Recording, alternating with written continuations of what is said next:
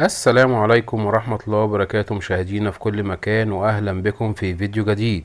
منذ قليل تداول عدد كبير من الصفحات الشخصية على منصات التواصل الاجتماعي أخبار حول القبض على المدعو هشام الوهراني صاحب فيديو الاعتداء على شاب بولاية بوسماعيل تبازة الجزائرية. ولكن حتى الآن لا يوجد أخبار مؤكدة حول القبض على المدعو هشام الوهراني من قبل قوات الأمن الجزائرية، ولا يوجد أيضا أخبار مؤكدة على المواقع الإخبارية الجزائرية.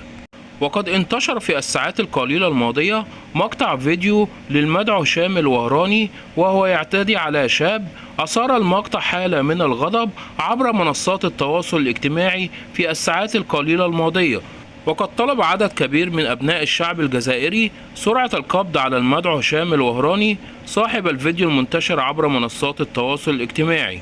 وما زالت حتى الآن التحقيقات جارية والفحص مستمر حول الفيديو المنتشر للمدعو هشام الوهراني.